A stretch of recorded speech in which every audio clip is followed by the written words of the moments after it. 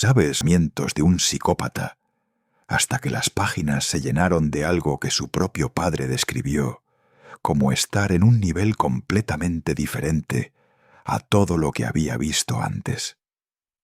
Es la historia de lo que le costó ese papel. Eran las 3:30 de la tarde del 22 de enero de 2008 en un apartamento de Soho, Manhattan. Diana Wolodin, la masajista que había llegado a la cita acordada con Heath Ledger, entró al dormitorio cuando él no respondió y lo encontró inconsciente sobre la cama. Llamó a su teléfono. No hubo respuesta.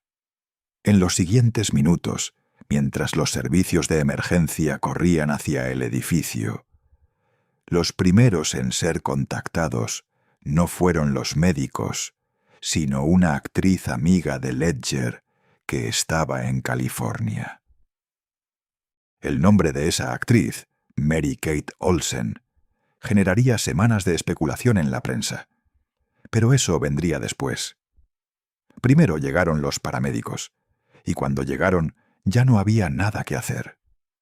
Heath Andrew Ledger tenía 28 años. Tenía una hija de 2 que en ese momento jugaba sin saber nada con su madre en Brooklyn. Tenía una actuación que el mundo no había visto todavía, guardada en las latas de una película que no se estrenaría hasta 6 meses después de su muerte. Y tenía una historia que nadie, en ningún titular, en ningún especial de televisión, contó del todo completa.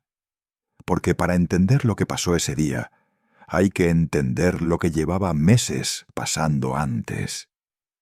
Y hay cosas en esa historia, cosas documentadas, cosas que él mismo dijo en sus propias palabras, que cambian completamente la imagen que el mundo tiene de cómo murió Heath Ledger. Heath Andrew Ledger nació el 4 de abril de 1979 en Perth, Australia Occidental. Era el segundo hijo de Kim Ledger, ingeniero de carreras, y Sally Bell, profesora.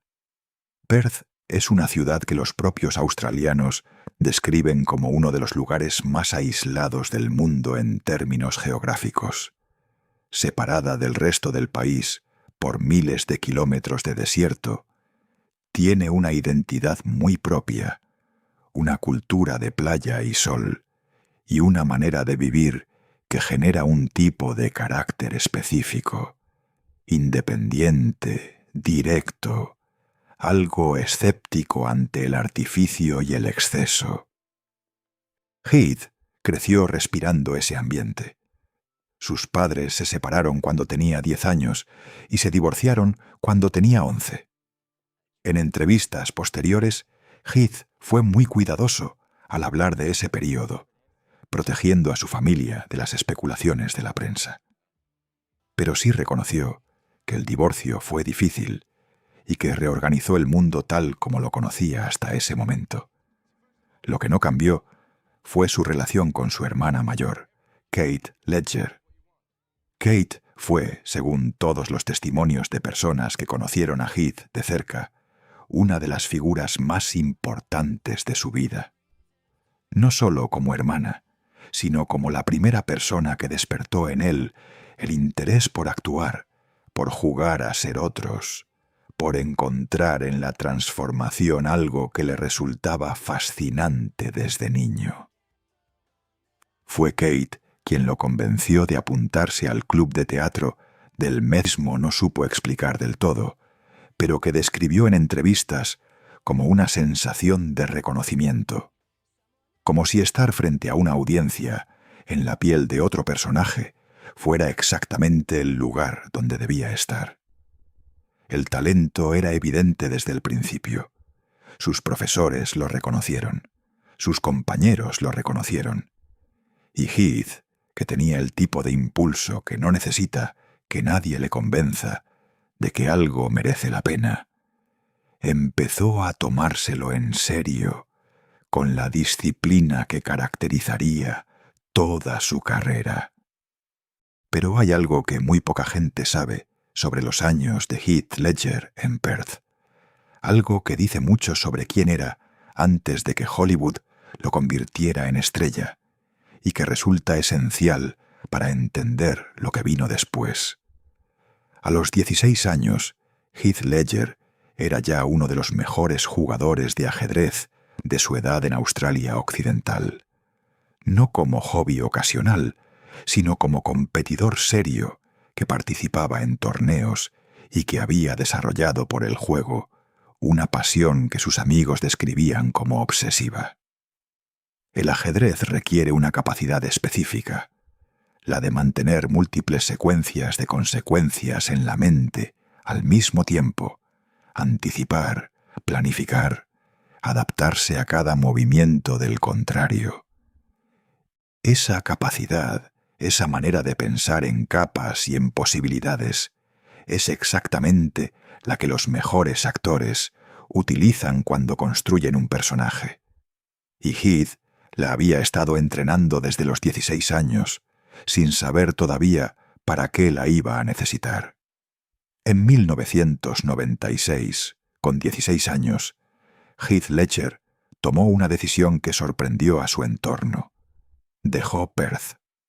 Se subió a un coche con su mejor amigo y puso rumbo a Sydney con unos pocos cientos de dólares en el bolsillo y la certeza de que la actuación era lo que quería hacer con su vida.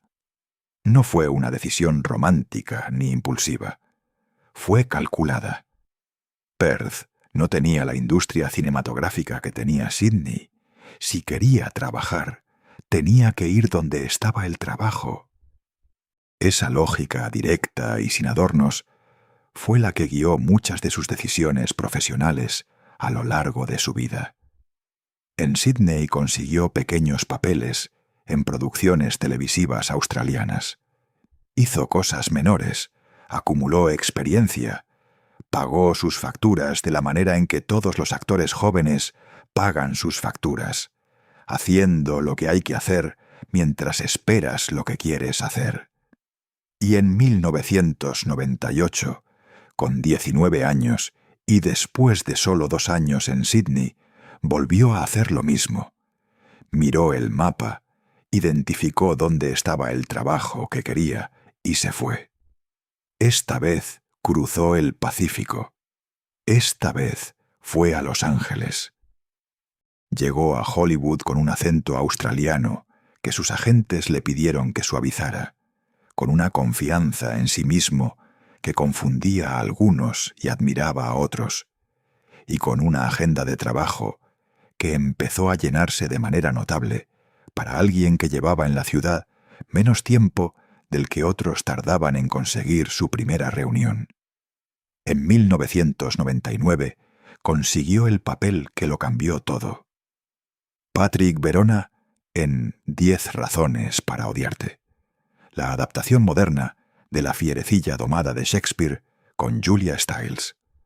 La película fue un éxito.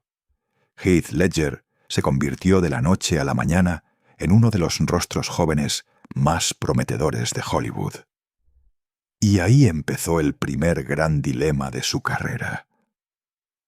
Porque a raíz del éxito de 10 razones para odiarte, los estudios querían convertirlo en el galán del momento. Querían el mismo papel una y otra vez. El chico guapo de la comedia romántica, el que hace sonreír a la chica, el que lleva las flores al final.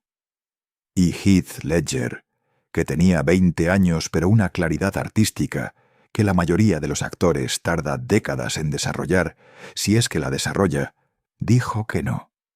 Rechazó secuelas. Rechazó comedias románticas que habrían multiplicado su caché. Eligió proyectos que le resultaban interesantes artísticamente, aunque eso significara ganar menos dinero y tener menos visibilidad. Hizo El Patriota junto a Mel Gibson. Una película de gran presupuesto, pero donde su papel era secundario. Hizo Monsters Ball, una historia oscura y difícil que en el año 2001 no era exactamente el tipo de proyecto que los estudios recomendaban a sus estrellas jóvenes. Y luego llegó A Knight's Tale. que fue un fracaso comercial relativo y que sin embargo Heath defendió hasta el final, porque creía en lo que la película intentaba hacer. Esa consistencia, esa negativa a dejar que el éxito del momento definiera sus decisiones, generó en Hollywood una reputación contradictoria. Por un lado, respeto genuino entre directores y actores que valoraban a alguien que ponía el trabajo por encima del negocio. Por otro, cierta fricción con los estudios que preferían actores más manejables. Heath Ledger no era manejable en ese sentido. Nunca lo fue. En ese período también tuvo relaciones personales que la prensa siguió con el interés habitual que Hollywood presta a sus estrellas jóvenes. Salió con Heather Graham. Tuvo una relación con Naomi Watts que duró desde 2002 hasta 2004 y que los dos definieron siempre en términos de respeto y afecto mutuos.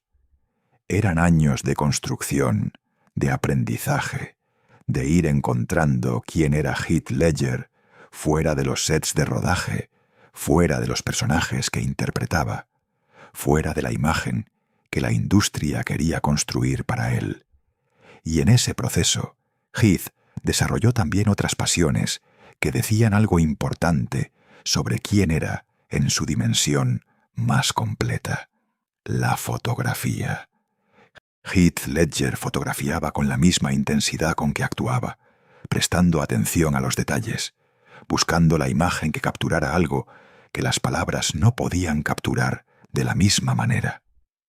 La música, el skateboarding, el dibujo.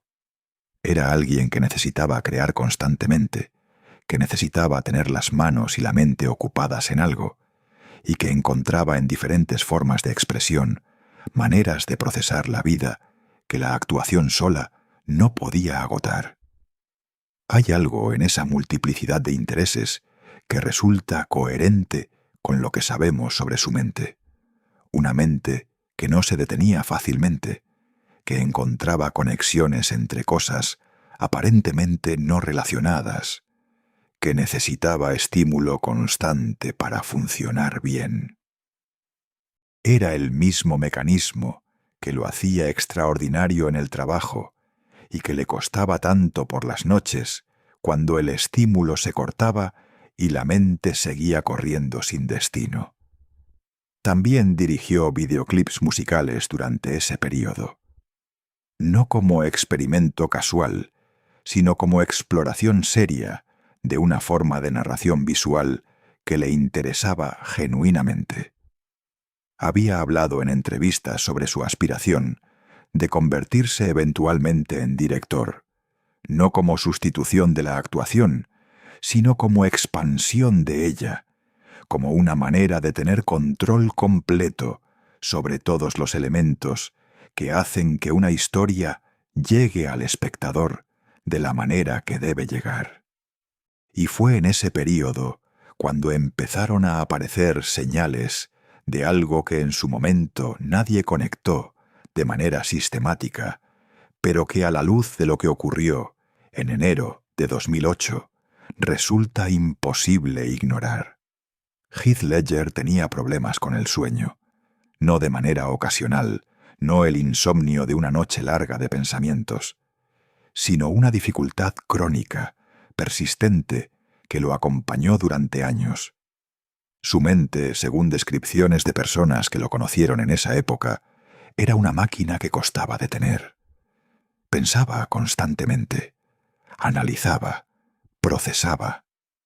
Cuando el resto del mundo apagaba las luces y se dejaba llevar hacia el sueño, la mente de Heath seguía girando, saltando de un pensamiento a otro, incapaz de encontrar el silencio que el descanso requiere.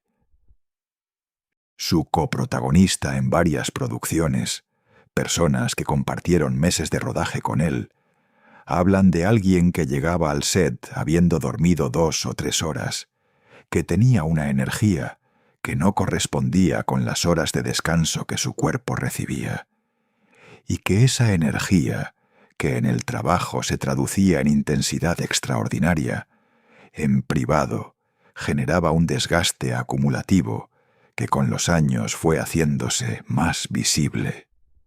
Hay algo más sobre la personalidad de Heath Ledger que resulta relevante para entender cómo llegó a donde llegó. Era australiano en un sentido profundo y no superficial de esa palabra. Llevaba con él el escepticismo ante la autopresunción, que es un rasgo cultural notable de Australia, la desconfianza hacia quien se toma demasiado en serio, la preferencia por la acción sobre las palabras. Eso significaba que cuando algo le costaba, cuando el proceso le pesaba, cuando el insomnio le desgastaba, no lo exhibía. No era el tipo de persona que llega al set quejándose, que pide atención sobre sus dificultades, que hace del sufrimiento propio un tema de conversación. Esa contención, que en muchos sentidos era una fortaleza, también significaba que las personas a su alrededor no siempre tenían acceso a lo que realmente estaba ocurriendo en su interior. Las señales estaban ahí. El insomnio, el aumento de la medicación, el agotamiento que era visible, aunque él no lo verbalizara. Pero sin que Heath las nombrara explícitamente, era difícil para quienes le rodeaban calibrar la gravedad real de lo que estaba experimentando. Era un hombre acostumbrado a gestionar las dificultades por sí mismo, a encontrar sus propios recursos internos, a no depender de que otros le tendieran la mano. Y esa independencia, que le había permitido llegar hasta donde llegó, también hacía más difícil pedir ayuda cuando la necesitaba. Pero volvamos a la línea del tiempo, porque antes de llegar al Joker, hay una película que es fundamental para entender quién era Heath Ledger en su dimensión más completa. Esa película es Brokeback Mountain. Ang Lee, uno de los directores más respetados del mundo, convocó a Heath Ledger en 2004 para interpretar a Ennis del Mar, un vaquero de Wyoming que vive una historia de amor silenciosa, reprimida y devastadora con otro hombre durante 2 décadas. Era un papel que muchos actores de la generación de Heath habrían rechazado por miedo al tipo de papeles que pueden definirte en la mente del público de maneras que cierran puertas comerciales.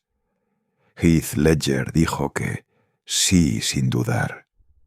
Y lo que hizo con ese papel es uno de los ejercicios de actuación más extraordinarios que el cine del siglo XXI ha producido. Ennis del Mar es un hombre que no sabe hablar de lo que siente, que lo entierra todo bajo capas de silencio y de costumbre, que expresa el amor de la única manera que sabe, sin palabras, sin gestos grandiosos. Y Heath encontró en ese silencio algo completamente real que los espectadores de todo el mundo reconocieron como verdadero. La película fue nominada al Oscar a la mejor película. Heath fue nominado al Oscar al mejor actor. A los 26 años, era uno de los 9 actores más jóvenes en haber recibido esa nominación en la historia de los premios, y el mundo del cine empezó a hablar de él en un tono diferente. No como estrella joven prometedora, como actor, en el sentido más pleno y más exigente de esa palabra. Pero fue en el set de Brokeback Mountain donde ocurrió algo que cambiaría también su vida personal. Y esa historia tiene un papel fundamental en todo lo que vino después. Heath Ledger conoció a Michelle Williams en el rodaje de Brokeback Mountain en el verano de 2004. Michelle interpretaba a Alma, la esposa del personaje de Heath. 2 actores que pasaron meses trabajando juntos en las montañas de Alberta, Canadá, en las condiciones específicas de conexiones que van más allá del set. Entre Hutt y Michelle fue así. La relación se desarrolló con rapidez, con esa intensidad que caracterizaba todo lo que Heath hacía. Se instalaron juntos en Brooklyn cuando la producción terminó, y en octubre de 2005 nació Matilda Rose Ledger. Los padrinos elegidos decían algo sobre quiénes eran como personas. Jake Gyllenhaal, el coprotagonista de Heath en Brokeback Mountain, fue el padrino. Busy Phillips, la mejor amiga de Michelle, fue la madrina. Heath Ledger como padre era algo que las personas que... Pero algo empezó a cambiar. La presión del trabajo, las decisiones profesionales que se multiplicaban conforme su carrera crecía, y los problemas de sueño que nunca habían desaparecido del todo empezaron a crear fricciones. En septiembre de 2007, la relación entre Heath y Michelle llegó a su fin. La separación fue sin un momento de ruptura catastrófica, descrita por ambos y por personas cercanas como un proceso sin dramaturgia. Pero fue una ruptura al fin. Y Heath se quedó en Manhattan, mientras Michelle y Matilda continuaban en Brooklyn. Y aquí empieza la parte de la historia que más se ha contado, pero que menos se ha entendido en toda su profundidad y toda su complejidad. Aquí empieza el Joker.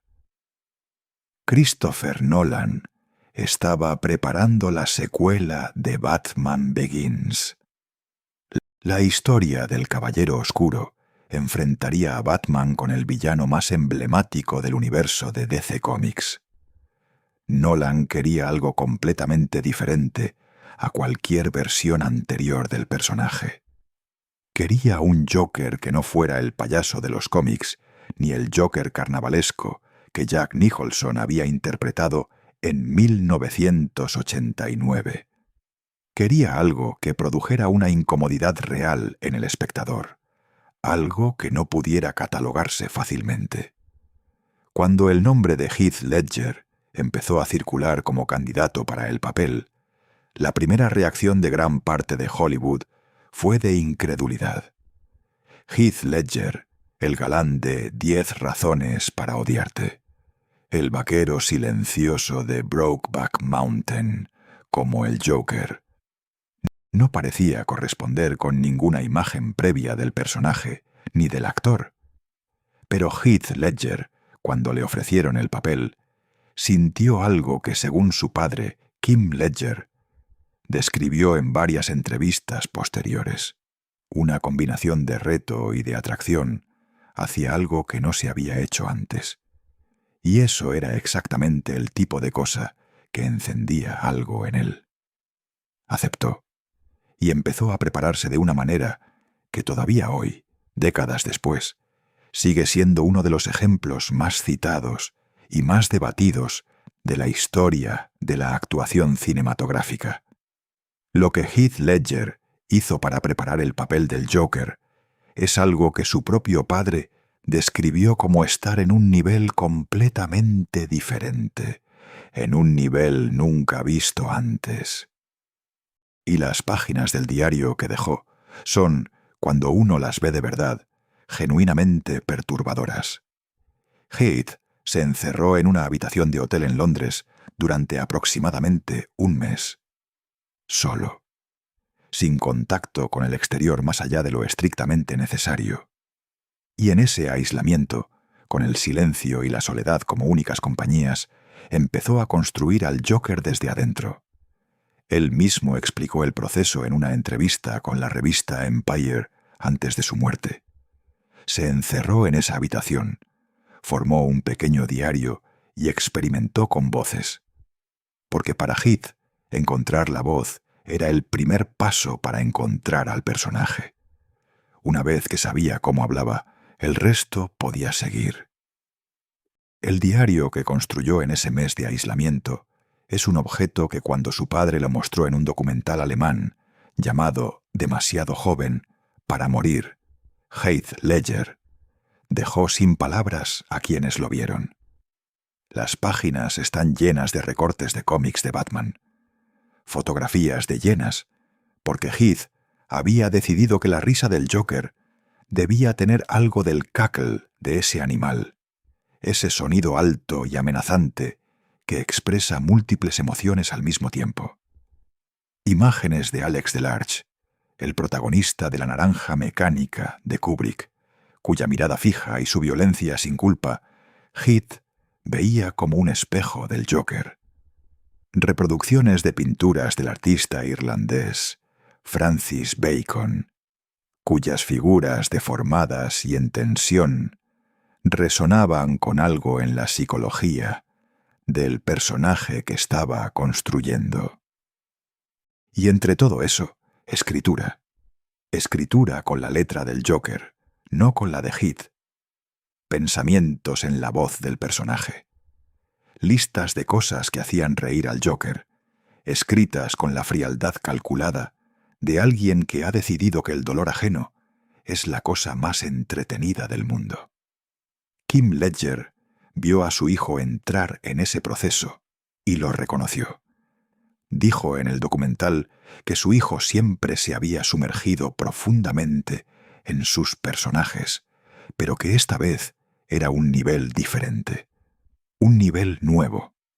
Y Kim Ledger, que conocía a su hijo mejor que nadie, dijo eso con la mezcla de admiración y de algo que podría describirse como preocupación que se siente cuando alguien que quieres se adentra en un territorio del que no estás seguro de que pueda salir completamente igual. Y aquí hay que decir algo importante, algo que la familia de Heath fue muy clara en afirmar desde el principio, pero que la leyenda popular ha tendido a ignorar o a simplificar. El Joker no mató a Heath Ledger. El papel no fue la causa de su muerte, pero sí fue uno de los factores que agravaron algo que ya existía antes y que nadie había gestionado con la suficiente atención. Cuando Heath llegó al set de The Dark Knight, después de ese mes de preparación en solitario, la transformación que había producido dejó a todos sin palabras. Christian Bale, que interpretaba a Batman y que tenía su propio historial de preparaciones intensas, habló después de cómo Heath llegaba al set ya convertido en el Joker, de una manera que generaba algo cercano a la incomodidad real en sus compañeros de escena. No porque Heath fuera difícil o extraño en su comportamiento personal, sino porque cuando el director decía «acción», lo que aparecía en pantalla no parecía actuación. Parecía algo real. Christopher Nolan, que en sus propias palabras raramente elogia sin reservas a ningún actor, habló de la actuación de Heath Ledger con el tipo de lenguaje que los directores usan cuando han sido testigos de algo que saben que no van a volver a ver. Dijo que lo que Heath hizo con ese papel fue crear un personaje completamente original, algo que no existía antes y que no podría haber existido de la misma manera con ningún otro actor. El problema fue lo que el proceso le costó a su cuerpo y a su mente. Heath ya tenía insomnio crónico antes del Joker, pero el Joker lo empeoró de manera significativa. En una entrevista que concedió al New York Times durante el rodaje de The Dark Knight, Heath describió las semanas que había pasado durmiendo un promedio de 2 horas por noche. Su mente no podía parar. Seguía procesando, seguía girando, seguía en algún lugar entre el Joker y él mismo, incluso cuando el trabajo del día había terminado. Para gestionar dejó de ser suficiente, tomó 2. Ese aumento de dosis, según los expertos en farmacología que analizaron el caso después de su muerte, es una señal clásica de dependencia creciente, un paso hacia la espiral que terminó siendo fatal. Pero el rodaje del Joker no fue el único factor. Hay algo más en la historia de esos últimos meses de Heath Ledger que muy pocos relatos incluyen con suficiente atención, y que es crucial para entender lo que ocurrió en enero de 2008. Cuando terminó el rodaje de The Dark Knight, Heath no descansó, siguió trabajando. Se fue a Londres para participar en El imaginario del Dr. Parnassus, la nueva película de Terry Gilliam. Era enero de 2008, y en Londres, Heath estaba enfermo.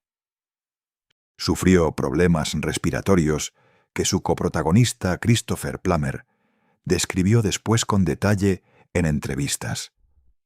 Plummer dijo que durante el rodaje en exteriores, con noches frías y difíciles, todo el equipo cogió resfriados, pero que Heath continuó trabajando sin tomar los antibióticos que le habían recomendado, que constantemente se quejaba de que no podía dormir y tomaba pastillas para intentar solucionarlo.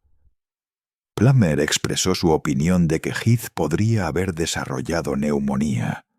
No estaba bien. Tenía una infección respiratoria que no había tratado adecuadamente. Tenía insomnio severo. Y tenía en su cuerpo una combinación de medicamentos que ningún médico le había prescrito como combinación, sino de manera individual para problemas individuales. Opiáceos para el dolor, benzodiazepinas para la ansiedad, somníferos para el insomnio. Cada uno de esos medicamentos, por sí solo y en las dosis que tomaba, era seguro. El problema era lo que ocurría cuando se combinaban. Heath volvió a Nueva York desde Londres.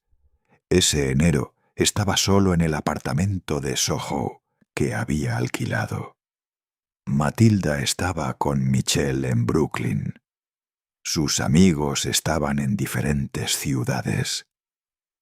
Y la soledad de ese período, la soledad específica de alguien que acaba de terminar dos de los trabajos más intensos de su carrera y que regresa a un apartamento vacío, es algo que resulta difícil de imaginar desde afuera, pero que las personas que lo conocían dicen que fue real y que fue dura.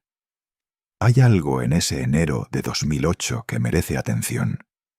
Heath Ledger, que había pasado meses siendo el Joker frente a las cámaras y meses siendo Tony en El imaginario del Dr. Parnassus en Londres, regresó a Nueva York como simplemente Heath.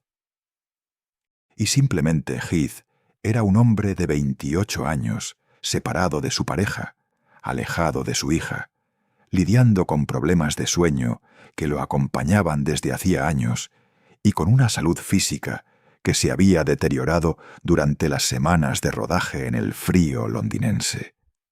No era alguien que estuviera en crisis en el sentido dramático que el cine suele retratar. No había una ruptura visible, no había señales de alarma que cualquier observador casual pudiera haber identificado como urgentes. Era simplemente alguien que estaba cansado de maneras que se habían ido acumulando sin que nadie, incluido él mismo, gestionara de manera integral. Los médicos que le habían prescrito los distintos medicamentos no sabían lo que los demás médicos le habían prescrito. No había una visión de conjunto del estado de su salud.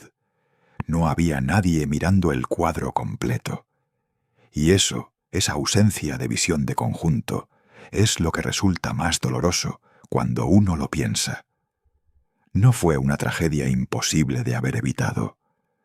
Fue una tragedia que con sistemas de salud diferentes, con una mayor comunicación entre los médicos que lo trataban, con una mayor conciencia del peligro de las combinaciones de medicamentos, incluso en dosis terapéuticas, podría haber tenido un final diferente. Y entonces llegó el 22 de enero. Y hay algo en la cadena exacta de eventos de ese día que es importante conocer para entender completamente lo que pasó, porque los detalles importan cuando se trata de desmentir rumores y de honrar la verdad. La mañana antes de su muerte, según los testimonios de la investigación, la asistenta del hogar, Teresa Solomon, llegó al apartamento alrededor de las 12:30. Vio a Heath tumbado boca abajo en la cama, aparentemente dormido, y escuchó lo que parecían ser ronquidos. Pensó que estaba descansando y no lo molestó. Cuando Diana Wolothin llegó a las 2:45 de la tarde para la sesión de masaje acordada, esperó. Heath no salió del dormitorio. Unos 15 minutos después, entró. Lo encontró inconsciente y cuando intentó despertarlo, no hubo respuesta. Wolothin usó el teléfono de Heath para llamar a Mary Kate Olsen, que estaba en California. Olsen envió inmediatamente a guardaespaldas privados al apartamento, al tiempo que Wolothin llamaba también a los servicios de emergencia. Los paramédicos llegaron y trabajaron durante varios minutos intentando reanimar a Heath Ledger. No fue posible. A las 3:30 de la tarde fue declarado muerto. El 6 de febrero de 2008, la oficina del médico forense de la ciudad de Nueva York publicó los resultados. La causa de la muerte fue intoxicación a hidoxilamina. Analgésicos, ansiolíticos y somníferos. Ninguno de esos medicamentos había sido tomado en dosis que excedieran lo prescrito individualmente. El problema era la combinación. El efecto acumulado de todas esas sustancias juntas redujo la función del tronco cerebral que controla la respiración. Heath Ledger simplemente se quedó dormido y no volvió a despertar. La DEA investigó a los médicos que le habían, uno en Los Ángeles y otro en Houston, fueron exonerados de toda mala praxis. Las prescripciones habían sido legales. El problema no había sido ninguna ilegalidad. Había sido la acumulación de tratamientos prescritos por médicos diferentes que no tenían visión completa de todo lo que el paciente estaba tomando. Y aquí hay algo que el padre de Heath Ledger dijo en su comunicado público y que merece ser repetido, porque contiene una advertencia que el mundo no escuchó con suficiente atención en su momento y que sigue siendo relevante hoy. Kim Ledger declaró que mientras ninguno de los medicamentos había sido tomado en dosis excesivas, la combinación de los medicamentos prescritos por médicos resultó letal. Y añadió algo que resulta profundamente importante, que la muerte de su hijo debía servir como advertencia sobre los peligros ocultos de combinar medicamentos de prescripción, incluso en dosis bajas. No estaba hablando de adicción en el sentido coloquial, no estaba hablando de alguien que tomaba drogas ilegalmente. Estaba hablando de alguien que tomaba medicamentos prescritos por médicos para problemas reales, sin que nadie tuviera la imagen completa de todo lo que había en su cuerpo al mismo tiempo. Ese mensaje no cambió el sistema de la manera que debería haberlo cambiado. En los años siguientes, las muertes por sobredosis accidental de medicamentos de prescripción continuaron aumentando en Estados Unidos hasta convertirse en una crisis de salud pública de proporciones extraordinarias. El caso de Heath Ledger fue, en ese sentido, un aviso que llegó demasiado pronto para el nivel de conciencia pública que existía sobre ese problema. Cuando la noticia de su muerte llegó al mundo, la reacción fue de un tipo específico de dolor colectivo. No el duelo por la pérdida de un ídolo inalcanzable, sino el dolor por la pérdida de alguien que el público sentía que conocía, o que quería conocer, o en quien reconocía algo que le importaba. Heath Ledger no había construido una imagen de superstar inaccesible. Era alguien que evitaba las alfombras rojas cuando podía, que vivía en Brooklyn con una discreción notable, que concedía entrevistas donde decía cosas reales, en lugar de frases diseñadas para no molestar a nadie. Y esa autenticidad hacía su pérdida más cercana, más concreta, más difícil de procesar a distancia. Daniel Day-Lewis, uno de los actores más respetados del mundo, dedicó su premio del Screen Actors Guild de ese año a Heath Ledger. Lo describió como una inspiración, elogió su trabajo en Brokeback Mountain como único y perfecto. Que Daniel Day-Lewis, alguien que no derrocha elogios, usara esas palabras para describir una actuación de alguien de 28 años, dice más sobre la magnitud del talento que se perdió ese día que cualquier estadística de premios o de taquilla. Y luego estaba la película, estaba el Joker, estaba esa actuación que el mundo todavía no había visto y que cambiaría todo cuando finalmente llegara a los cines, meses después de que su creador ya no estuviera en el mundo. The Dark Knight se estrenó en julio de 2008, 6 meses después de la muerte de Heath.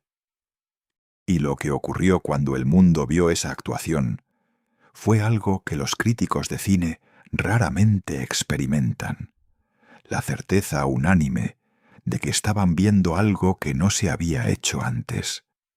Algo que redefinía lo que era posible en ese género, en ese tipo de papel, en ese espacio entre el cine de entretenimiento y el cine de arte.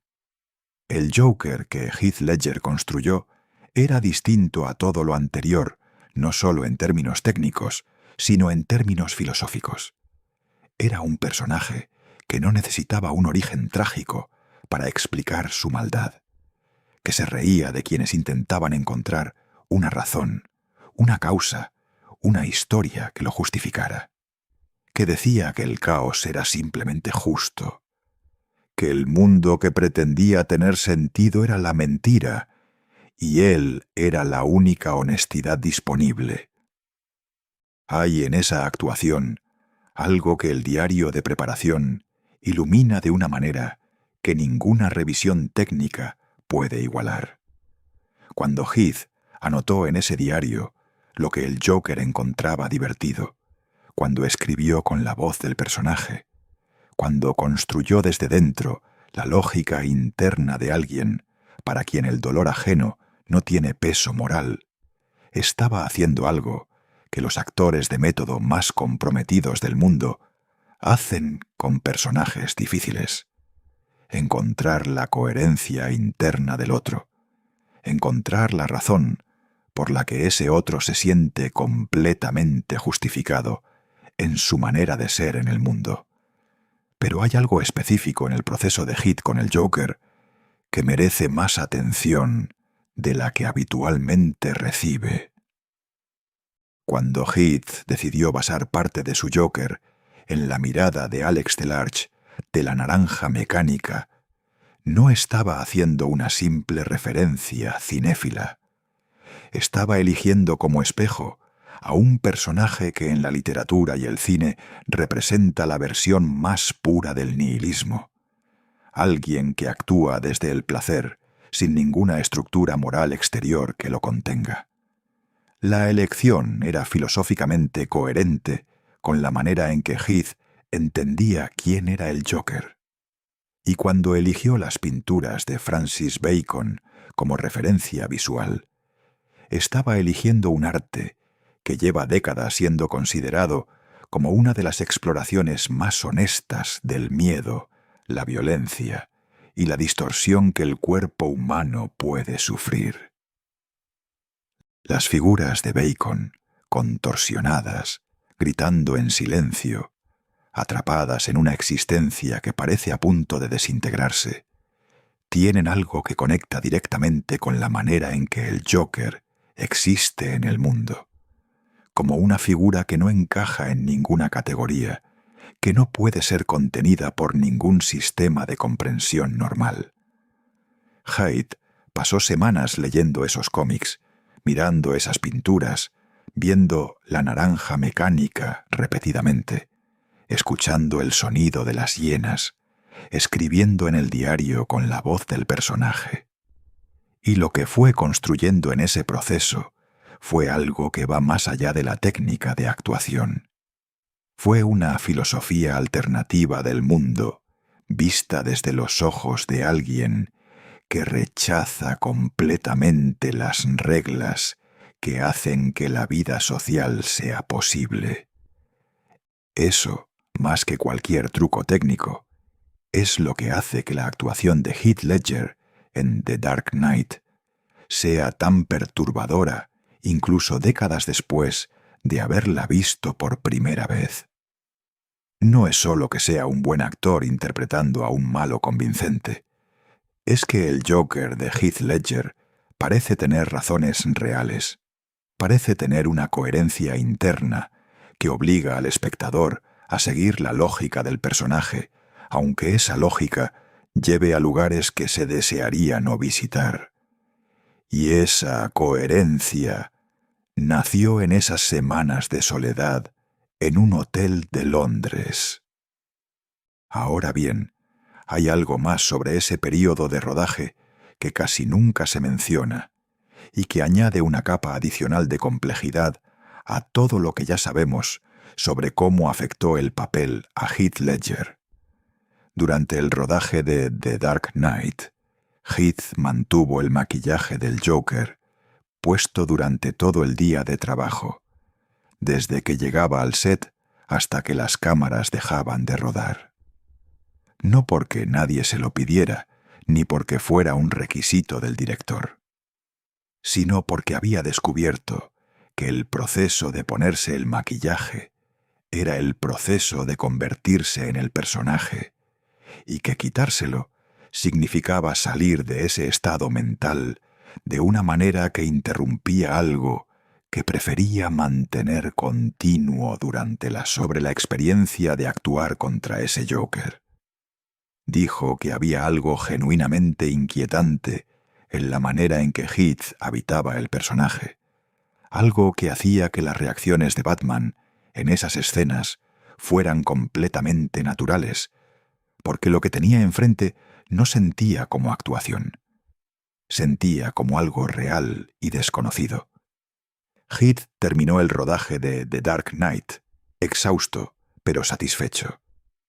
Sabía que había hecho algo importante. Lo había dicho en esa entrevista al New York Times, donde también describía el insomnio devastador.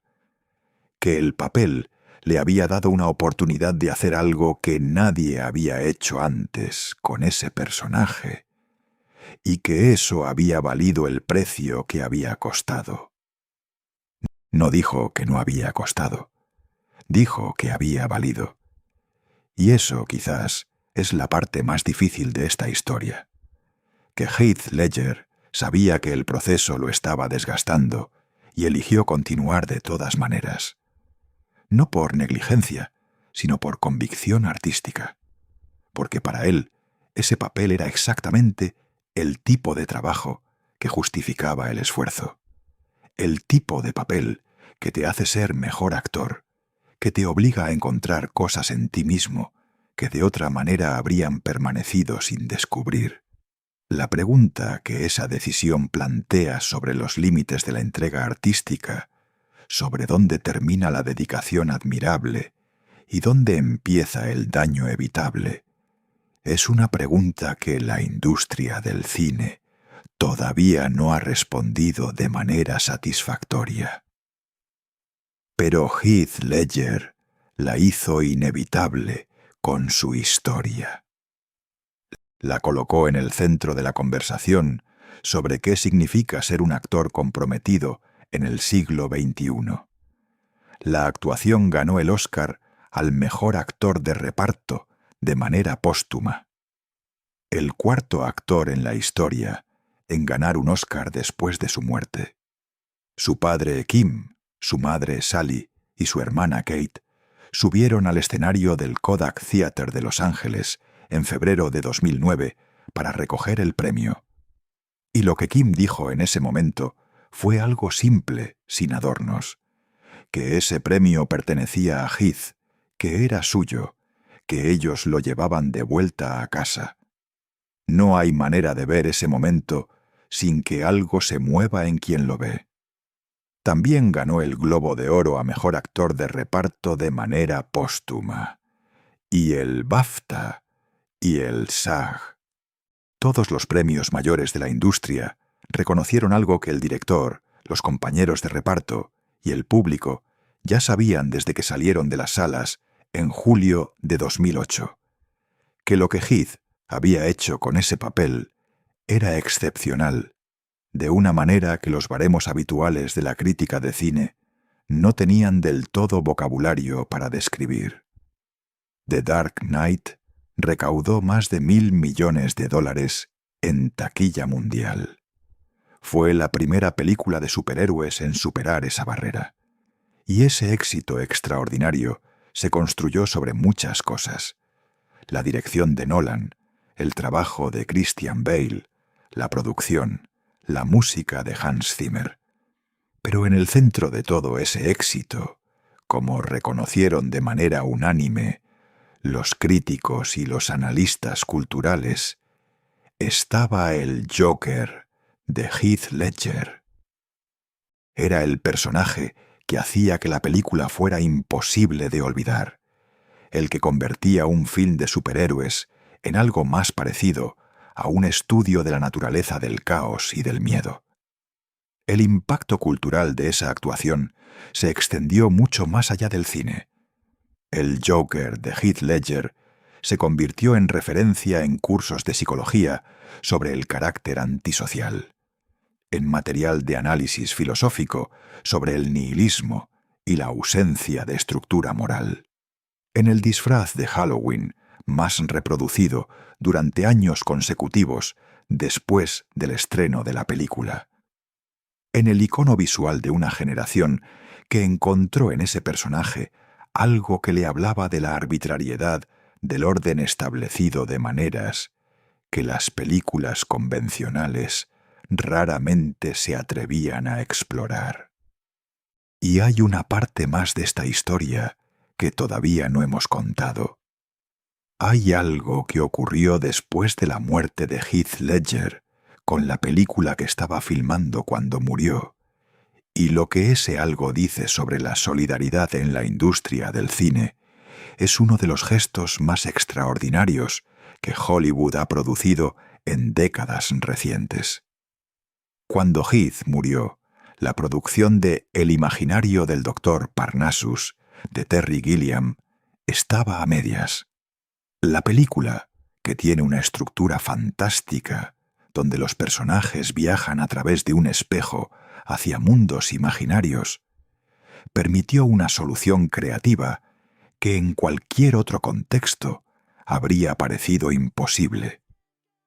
Gilliam convocó a 3 actores para que interpretaran las diferentes versiones del personaje de Heath a medida que éste viajaba por los mundos del espejo: Johnny Depp, Jude Law y Colin Farrell. Los 3 dijeron que sí de inmediato. Y los 3 tomaron una decisión que todavía hoy resulta conmovedora: donar Hilda Ledger.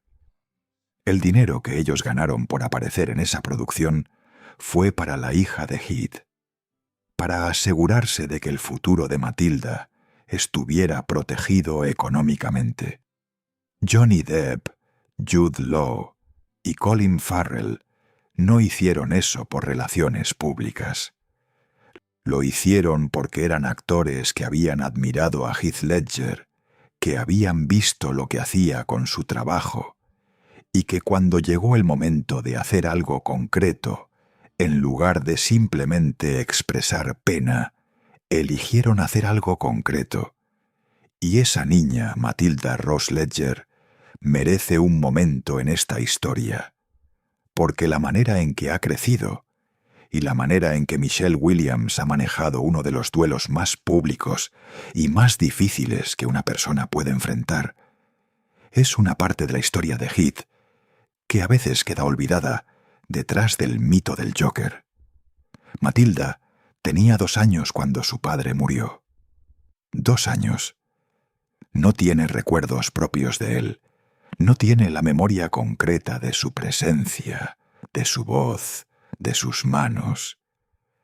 Lo que tiene son las historias que le han contado las personas que lo amaban, las películas que quedan como documentos de quién era, y el amor que la familia de Heath extendió hacia ella y hacia Michelle desde el principio. Kim Ledger, el abuelo de Matilda, fue muy claro en declaraciones públicas cuando se generaron especulaciones sobre la herencia de Heath. Matilda era la heredera de todo. Desde el momento en que murió su hijo, nunca hubo duda en la familia de que todo iría para Matilda. Y la relación entre la familia Ledger y Michelle Williams se mantuvo cercana y cálida, exactamente como Heath habría querido. Michelle Williams crió a Matilda con una discreción que en alguien de su nivel de fama requiere un esfuerzo deliberado y constante.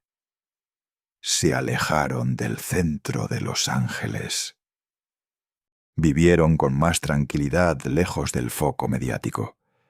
Le dieron a Matilda una infancia de libertad y normalidad, alejada del tipo de escrutinio que inevitablemente persigue a los hijos de los famosos.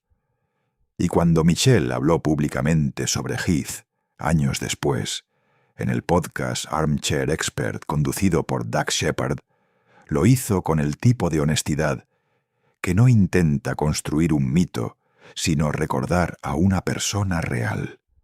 Describió a Heath como alguien con una sensibilidad extraordinaria, como un corazón que se desbordaba por todas partes, y describió su propia experiencia de perderlo con las palabras sencillas de quien ha tenido que aprender a vivir con una ausencia que nada llena exactamente. Matilda Ledger, que mientras escribimos este guión se ha convertido ya en una joven adulta, ha crecido con el apellido de su padre, de una manera que parece conectar con algo real. Comparte su interés por el cine, su curiosidad por el arte, y lo hace lejos del ruido, con la privacidad que su madre construyó con tanto cuidado para protegerla.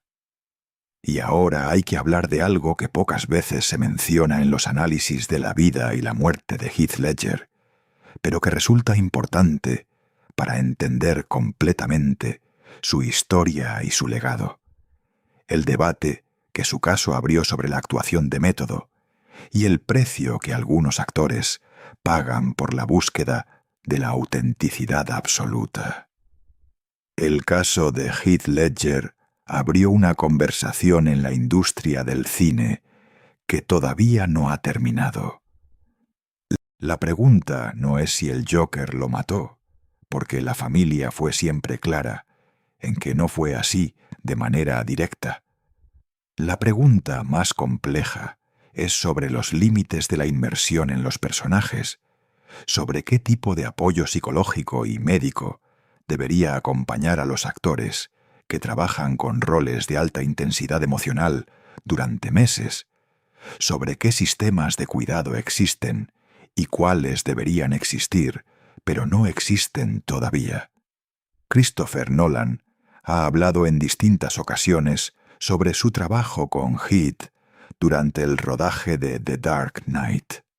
Ha descrito la experiencia como una de las más singulares de su carrera como director.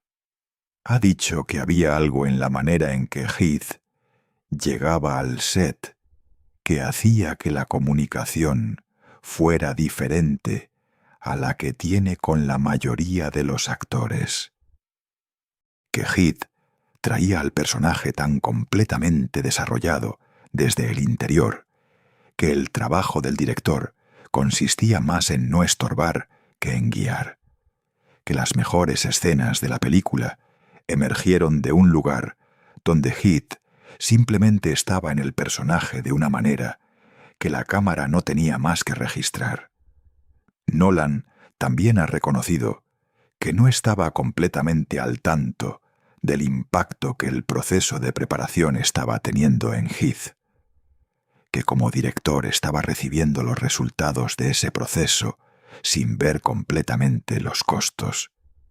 Y esa ceguera, que no es un fallo moral, sino una consecuencia de la manera en que el sistema de producción cinematográfica está organizado, es parte de lo que hace que la pregunta sobre el apoyo a los actores siga siendo tan relevante.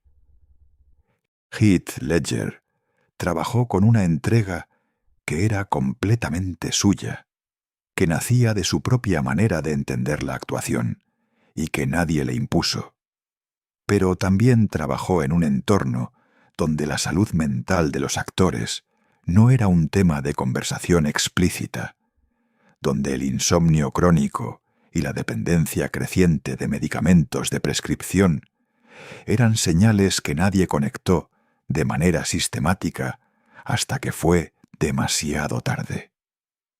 Y sin embargo, cuando uno ve la actuación de Heath Ledger en The Dark Knight, cuando ve ese Joker que parece surgir de un lugar completamente diferente a cualquier cosa que haya aparecido antes en una pantalla de cine, es difícil no pensar en la paradoja que rodea a la creación artística más intensa, que nació de los lugares más oscuros, de una búsqueda que tenía un precio real. No estoy diciendo que eso sea justo, ni que sea lo que debería ser. Estoy diciendo que es lo que ocurrió, que Heath Ledger encontró en su proceso de construcción del Joker algo que era genuinamente extraordinario y que también tenía un costo genuinamente alto, que ambas cosas son verdad al mismo tiempo, que la actuación que ganó el Oscar de manera póstuma es inseparable del hombre que la creó, con todo lo que ese hombre cargaba en enero de 2008. Hay actores que desde entonces han hablado abiertamente sobre los límites que se imponen cuando trabajan con personajes difíciles, que han dicho que la historia de Heath Ledger les hizo pensar de manera diferente sobre cuánto de sí mismos están dispuestos a poner en un papel, sobre dónde está la línea entre la entrega artística y el daño personal. Esa conversación, que no habría sido posible sin el caso de Heath, es quizás uno de los legados más inesperados y más importantes de su historia. El legado de Heath Ledger en el cine es imposible de reducir a una actuación, por extraordinaria que sea.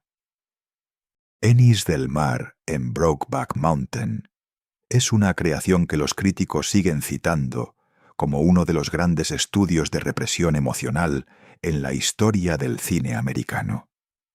Su trabajo en Candy en 2006, interpretando a un adicto a la heroína en un drama australiano, mostró una capacidad para evitar la autodestrucción desde adentro que resultó profética de maneras que nadie podía anticipar en ese momento.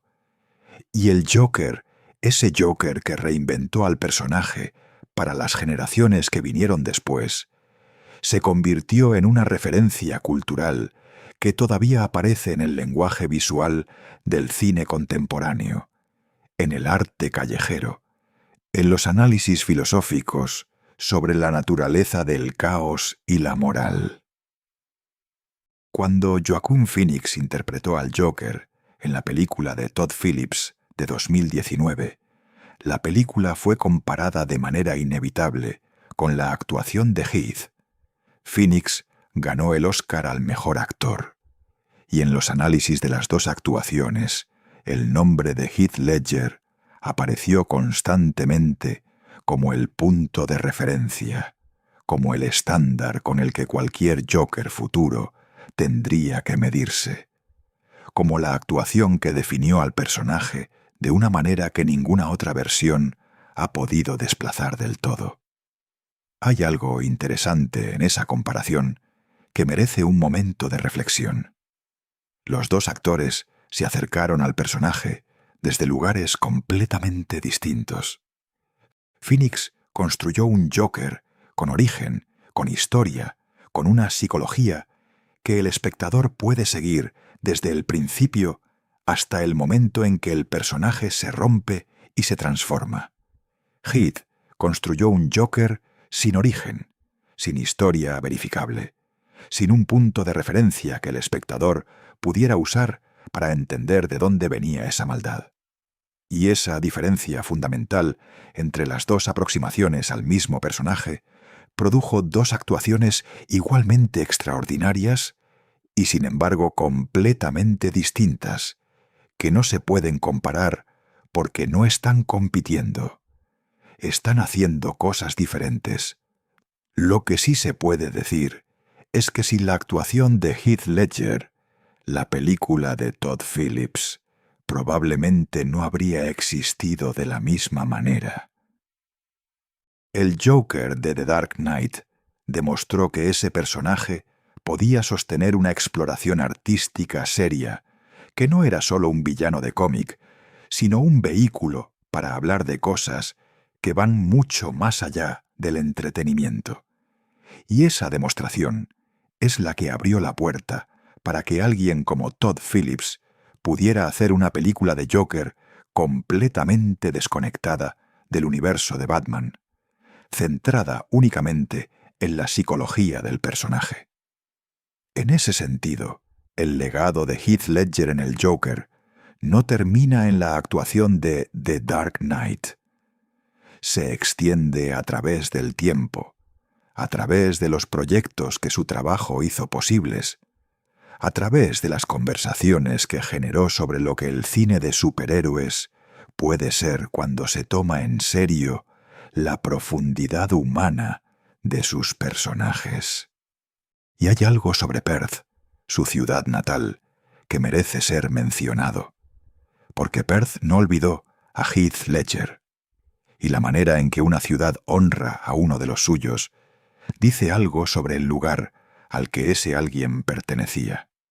En el centro de Perth, en la zona conocida como North Bridge, hay un callejón que lleva el nombre de Heath Ledger, un espacio urbano que fue rebautizado en su honor años después de su muerte, que se ha convertido en un lugar de peregrinación informal para fans de todo el mundo que visitan Australia y que quieren estar en algún lugar que tenga su nombre, que tenga su presencia de alguna manera. Hay también un teatro en Perth, el Heath Ledger Theatre, que forma parte del Perth Cultural Centre.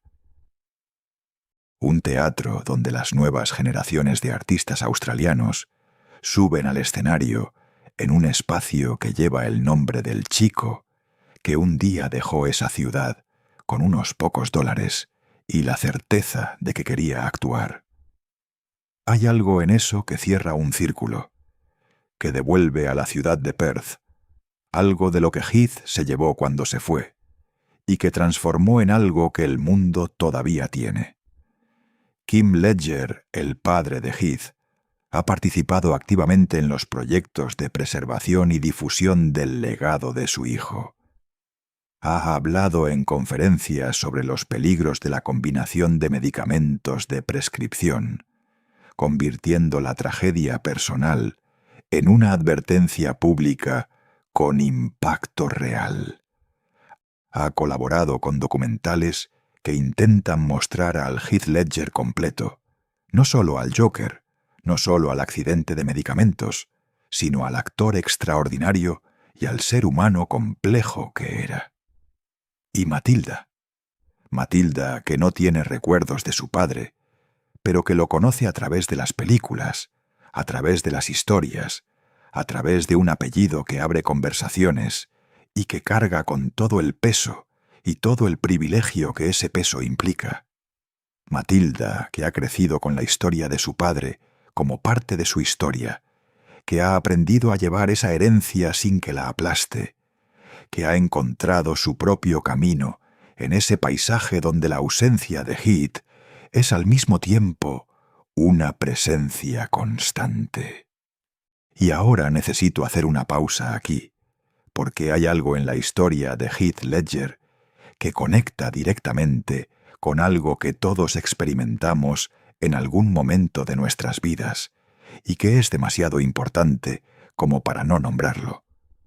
La historia de Heath Ledger es, entre muchas otras cosas, la historia de alguien que no sabía pedir ayuda cuando la necesitaba, que había aprendido a ser autosuficiente de una manera que en muchas situaciones era una fortaleza, pero que en otras se convirtió en una barrera entre él y el apoyo que podría haberlo protegido, que llevaba señales visibles de agotamiento y de desequilibrio que las personas a su alrededor veían, pero que él no verbalizaba de manera suficientemente clara para que nadie actuara de manera decisiva. Eso no es una crítica a Heath Ledger, es un reconocimiento de algo muy humano, que la independencia extrema, que la capacidad de gestionar las cosas por uno mismo, que la resistencia a mostrar vulnerabilidad, son rasgos que nuestra cultura suele celebrar, pero que pueden tener costos que no siempre resultan visibles hasta que ya es demasiado tarde. Si hay algo que la historia de Heath Ledger puede cambiar en quien la conoce, además de la apreciación de su trabajo, es quizás la pregunta de si hay alguien en tu vida que parece estar gestionando demasiado solo, que parece cargar con algo que no nombra, que podría necesitar que alguien se sentara con él o con ella y preguntara de verdad cómo está. Esa pregunta, hecha a tiempo, puede cambiar cosas que después ya no pueden cambiarse. Heath Ledger, el chico de Perth que dejó su ciudad a los 16 años con unos pocos dólares en el bolsillo y la certeza de que quería actuar, el actor que rechazó las comedias románticas cuando podrían haberlo hecho rico y seguro, el padre que jugaba con Matilda en los parques de Brooklyn, intentando que su vida fuera lo más normal posible, el hombre que se encerró solo en una habitación durante un mes para encontrar al villano más perturbador de la historia del cine, murió el 22 de enero de 2008 en un apartamento de Manhattan, sin saber que lo que había construido en esas semanas de aislamiento cambiaría para siempre la manera en que el mundo entiende lo que un actor puede hacer. Pero hay algo más que merece un momento de reflexión. Merece pensar en lo que el mundo perdió, no solo como actuaciones, sino como posibilidades. Heath Ledger tenía 28 años. Si hubiera vivido hasta hoy, tendría 46. Habría tenido casi 20 años más de trabajo, de crecimiento, de exploración artística. Habría visto crecer a Matilda. Habría tenido quizás otros proyectos detrás de la cámara, la dirección que tanto le interesaba. Habría interpretado personajes que todavía no están escritos y que habrían sido construidos por alguien que en The Dark Knight demostró que era capaz de hacer cosas que otros actores simplemente no podían. En la tradición de los artistas que se van demasiado pronto, hay siempre esa doble dimensión: el dolor por lo que dejaron y la pregunta sin respuesta sobre lo que habrían llegado a hacer. En el caso de Heath Ledger, esa pregunta tiene una particularidad especial, porque lo que dejó con 28 años ya era suficiente para definir la carrera, y él los hizo antes de cumplir 30. Lo que eso dice sobre la magnitud del talento que se perdió esa tarde de enero en Soho es algo que cada persona que lo procesa encuentra de una manera diferente. Pero lo que no cambia, lo que permanece independientemente de cuánto tiempo pase, es la actuación misma. El Joker que Heath Ledger construyó en ese diario perturbador y en esas semanas de aislamiento existe todavía. Está en las latas de la película. Está disponible para cualquiera que quiera verlo.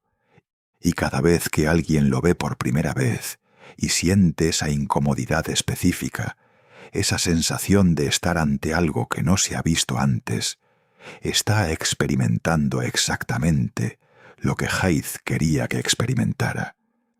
Está recibiendo, con décadas de retraso, el mensaje que un hombre de 28 años dejó antes de quedarse dormido para no despertar. ¿Qué te lleva tú de esta historia? ¿Qué cambia en tu manera de ver The Dark Knight, ahora que conoces lo que había detrás de cada escena, lo que costó cada momento, lo que el hombre que aparece en esa pantalla estaba viviendo cuando la cámara no rodaba? Esa es la pregunta que la historia de Heath Ledger deja abierta para todos los que la conocemos. Y es una pregunta que merece tiempo y reflexión, porque la respuesta dice algo sobre lo que valoramos en el arte y sobre el precio que estamos dispuestos a aceptar que otros paguen por producirlo. Si la historia de Heath Ledger te impactó como nos impactó a nosotros, si sientes que había algo en este hombre y en este actor que merecía más tiempo en el mundo del que tuvo, suscríbete al canal para no perderte nada, y no puedes perderte el próximo video en el que hablaremos sobre otro genio que el destino cortó demasiado pronto, con secretos y una historia que la versión oficial nunca terminó de contar del todo.